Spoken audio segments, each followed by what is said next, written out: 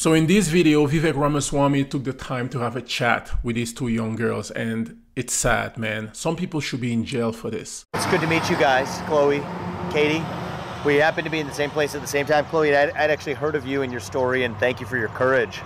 Thought it would be interesting for you to share in your own words what you went through and to share that with young people across the country so that they're able to understand what you've learned. Yeah, so I'm somebody who went through a gender transition as a minor. I was 12, around the age of 12, when I started experiencing gender dysphoria and feeling that maybe I wasn't a girl. And this whole time, I was actually my mom and dad's son. And I started going through the process of socially transitioning slowly and silently. I never really told anybody until I was a few months in that I was identifying as a boy. That This is when you were 12? Yeah. I changed my name.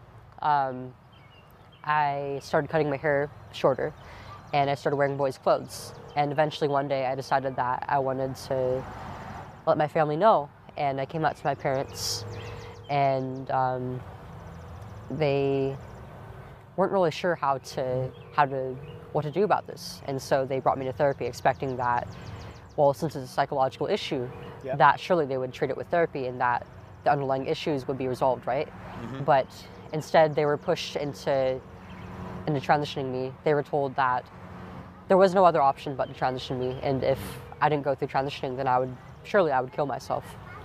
The therapist said this? Yes. Unbelievable. And so what happened then? They didn't follow through. Your parents were confused. They were not only confused, but they were scared of losing their kid. They were given the ultimatum of, well, if you don't have a live trans son, then you'll have a dead daughter. And so what did they do then? They let the doctors go through with it, and really the course was pretty much led by me as the patient. I started taking puberty blockers and testosterone barely at the age of 13, just 6 months after being diagnosed with gender dysphoria. And then at 15, the summer after my sophomore year, I underwent a double mastectomy. They removed my breasts. Oh, they did? Yes. I didn't know that part of it. I knew the first part of your story. And when did you come around to the realization that this wasn't necessarily what you wanted? Yeah, it wasn't until after the surgery that I started experiencing regret and realizing how transitioning was negatively impacting my life. I realized that socially I was missing out on a lot of things. Because I was presenting myself as a boy, I looked like any other boy my age, and I was still attracted to men. So my dating pool was very limited. All my other friends were starting to get into relationships. They were getting their first boyfriends and girlfriends. And I was always the third wheel. I felt very lonely. And just the way the male social structure works was something that I wasn't really equipped for. Nobody had really told me anything. I never really had any preparation for it. And I was barely going into that as a 13-year-old. I had no idea. And it was really stressful, essentially living a lie. But the thing that really took me out of it was in my junior year of high school, when I was taking a class in psychology. Towards the end of the course, I learned about parenting and childhood development, and just learning about all the intricacies that go into raising a child, and the importance of the role of the mother and things like physical affection and breastfeeding. It was the first time that I'd really ever thought about anything like that in depth. And I realized, like, this is something that I might not ever be able to experience because I started these treatments so young, at the age of 13. I might not be able to naturally mother children. And now that my breasts are gone, I'll never have the option of breastfeeding my children. I'm sorry you went through what you did. I have to say that I admire your courage in sharing your story. Katie, I know you've been through something similar too. Yes, something similar. So I was a little bit older. I was 18 when I started identifying as male and biologically female.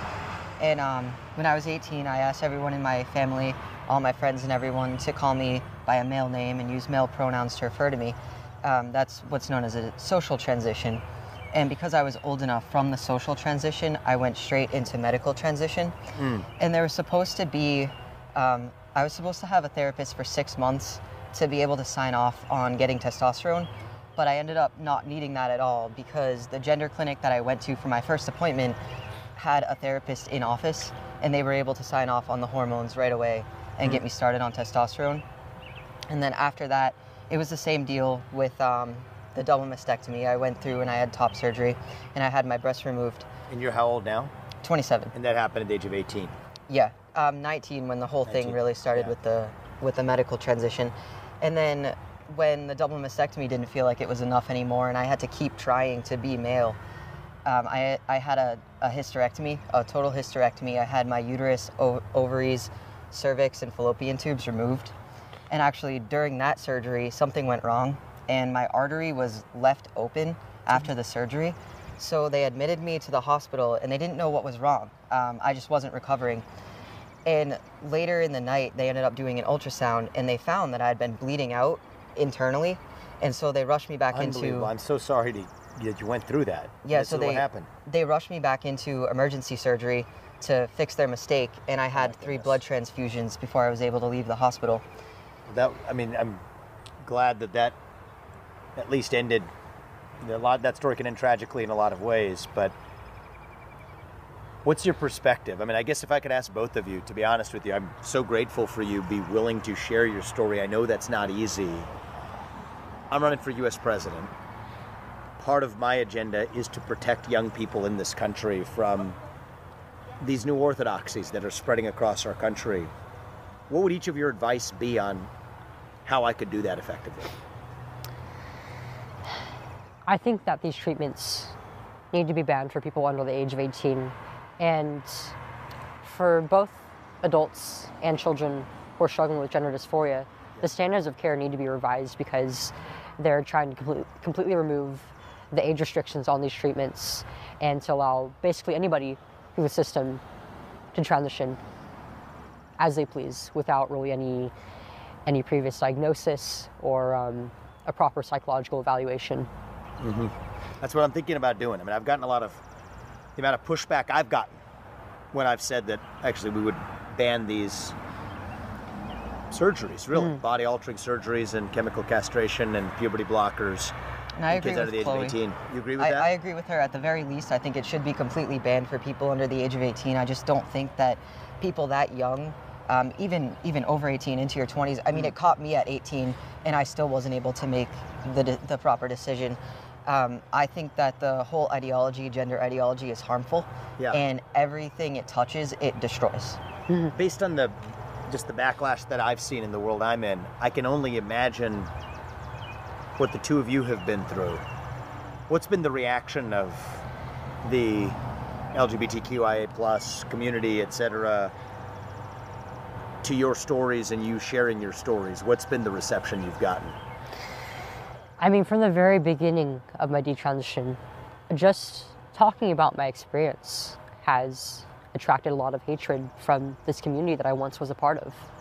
In what ways does that manifest itself? I mean, I've had people harassing me. I've had people even making like different accounts to like stalk me across my social media on, and I've been told things like, "Well, you didn't deserve to have people care enough about you to let you go through these treatments. You stole resources from us, and you need to stop talking about your story because you're harming the real transgender community." Has that been your experience as well, Katie? Yeah, it's tough because I don't even want to be on social media because there's just so much negativity around detransitioners saying that we don't deserve support. I'm so grateful. Courage is important in this country, and I hope that even though you went through difficult experiences, I hope that you sharing your story helps kids who are in the position that you guys were in years ago from having to go through similar kinds of suffering. Thank you so much for your courage and your honesty, and I wish you guys nothing but the best. And if I can be helpful along the way at any point, now or in the future, just let me know. Thank you so much. Thank you. All the best. Anybody with a brain knows that we have a mental health crisis here in the United States. And the reason I'm sharing this clip is because Vivek Ramaswamy somehow appears to be the only candidate who apparently has the time to actually meet and have a conversation with real people who have been victimized by the pervert in our government and the media. It's a sick world, man. And there are many people, just like these two brave girls, who now regret the decision they made in the past. So I truly believe that the people responsible for this should be arrested and put in jail for a long time, because there's no coming back from this. None. There's no coming back from what these two girls have been through. You let me know what you think about this in the comment section. God bless this man. God bless these two girls. God bless you and your family. Catch you on the next one.